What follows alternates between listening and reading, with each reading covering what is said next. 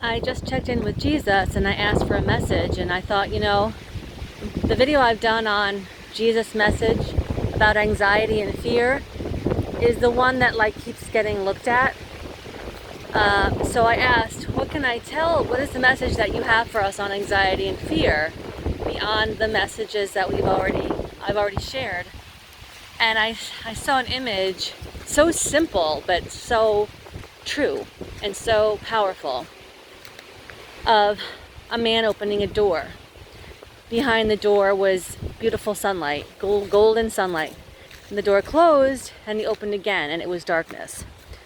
And I understood that it's all in our own mind. Like, we are perceiving what we're going to see behind the door. It's not that whatever it is that you're worried about or anxious about or fearful of is a product of your own mind. And you can change it. It's up to you to change it.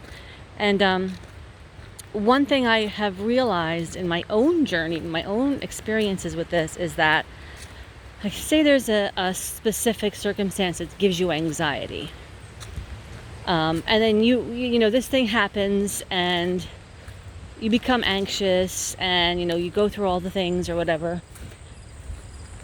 What I did is the last time I had anxiety is I was anxious about the darkness, like when it becomes night and I'm by myself and it's dark and I'm alone with my son, and he's young, and I think, well, if something happens, how am I going to defend him? If someone breaks in or an intruder breaks in, how will I defend him? And then I get into a panic about how can I do this? How can I protect him? And then I have anxiety all night and I don't sleep all night. And it's absurd because, the actual likelihood is, slim to none that would happen. We're thankfully safe, in our current circumstances. And it's, those instances make the news when they happen because they're so unlikely to happen. And also, if you just take the very most basic precautions, like locking doors and things like that, you're likely to, make it even less likely. But what I understood is that if instead of having panic feelings and going through scenarios in my head about what could happen, what would I do, if I change that scenario in my head to a pleasant scenario, if I change it to, we read a story, the story is a beautiful story, with, it's in a lovely book with beautiful artwork, and life is good and we're safe, then it will be even less likely to happen. And not just in my life, but in general. Because what you focus on grows. And so if you're having you're in a circumstance that causes anxiety, if you change the mental story that you're telling yourself about, what can I do? What will I do if this, worst case scenario happens? If you change it to, look at the lovely evening we're having. We're going to have lovely rest and it's all nice and tomorrow's going to be wonderful. You're changing the energy around you in your community as well. So you're making it less likely not only for it to happen to yourself, but for it to happen to others as well.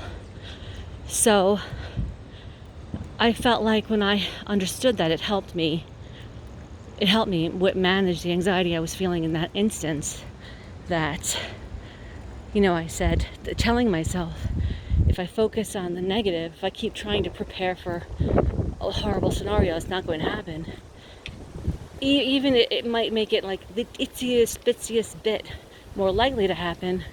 Why would I want to do that?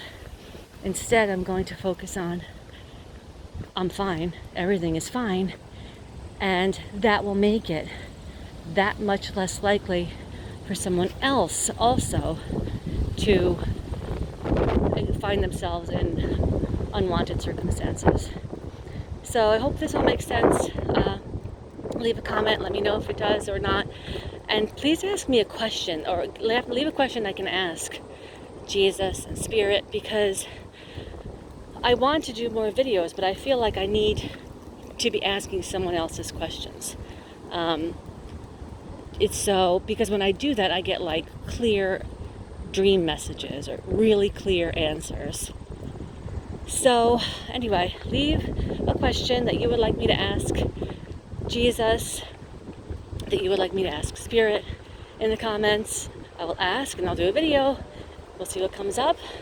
Like, subscribe, share so we can energize this community, and I'll see you in the next one.